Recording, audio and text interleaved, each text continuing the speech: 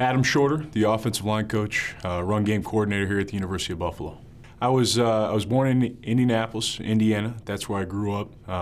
One of three boys, and both my older brothers played the game of football.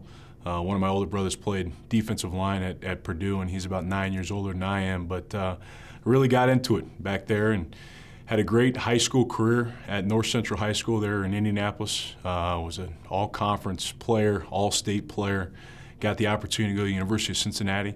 I'm a Bearcat, and that's where I got my undergraduate degree as well as my master's degree there. I was a redshirted when I went in. My first year there, played the next 4 years, lettered each of the next 4 years there with the Bearcats, won a conference championship, did a really good job.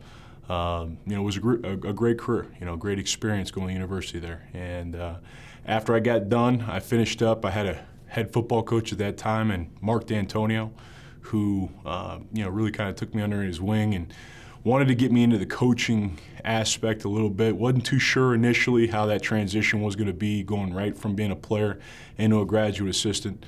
So he kind of put me through the trials through that spring ball. I assisted, I volunteered through that spring ball there my senior year. About halfway through, he calls me up in the middle of an 11-on-11 session. He just, yells from across the field. I go running over. I said, "Yeah, Coach, what do you need?" He said, "Would you like to be a graduate assistant? You've done a phenomenal job up until this point. I know that you've got great character, great grades. You've never been an issue here. And you'd be an asset to our team." I said, "I would love to be. Are you kidding me? This is what I want to do."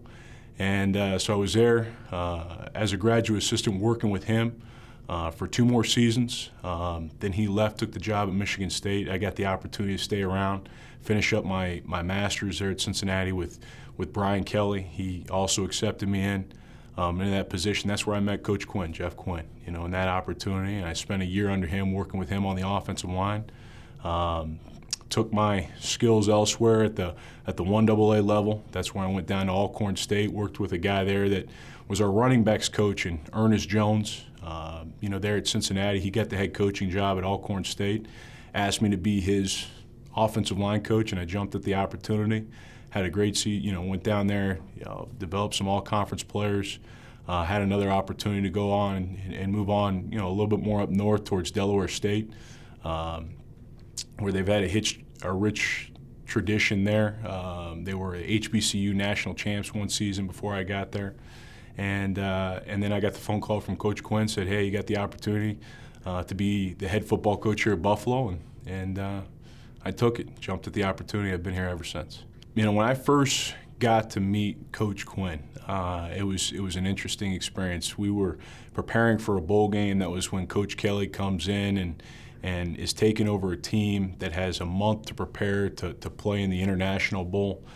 Brand new coaching staff. The guys left to go to Michigan State, and our athletic director said, brought Coach Kelly and a couple of his guys in. Coach Quinn was actually left back there at Central Michigan to coach that team in their bowl game there at the Motor City Bowl at that time. And Coach Kelly brought me and said, "Hey, you're the offensive line guy. You played offensive line here at Cincinnati. I want you to coach the offensive line in lieu of Coach Quinn until he gets down here." Well, he gets down to Cincinnati about a week before the game. We just get thrown into it. He's been up all night traveling. Basically, he left right after the Motor City Bowl victory there and came down and he's a little weary-eyed and that whole week was an interesting experience with him. Really getting to know him. I was kind of a lot of the terminology we were still carrying over from our previous staff, and we were working through that.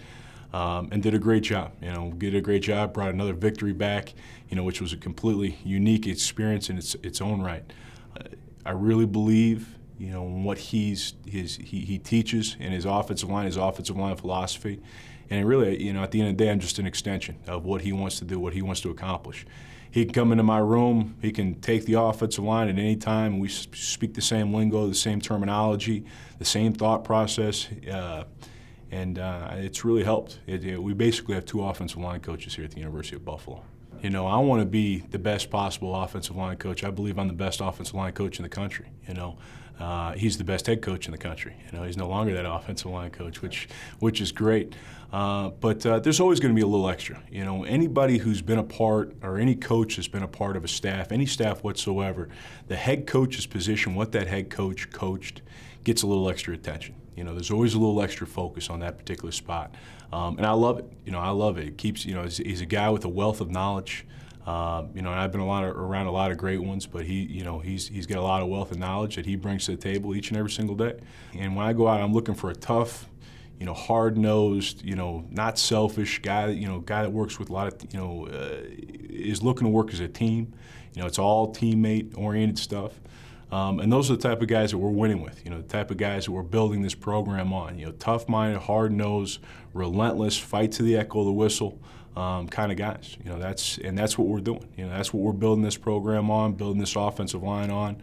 And the family atmosphere definitely starts from the top, you know, with our athletic director, you know, welcoming us as a staff into his house, having our teams over to his house. Our head football coach, you know, Coach Quinn's got 2 boys. They're off in college and graduating college, but he loves kids. You know, loves being around kids, loves them in the office, really embraces them whenever they're around. They have a lot of fun, you know, going over to his place. It's good to have them and have them involved, but again, it all starts from the top. You know, if Danny White, if Jeff Quinn isn't accepting of that and creating that type of environment, you know, we wouldn't have it.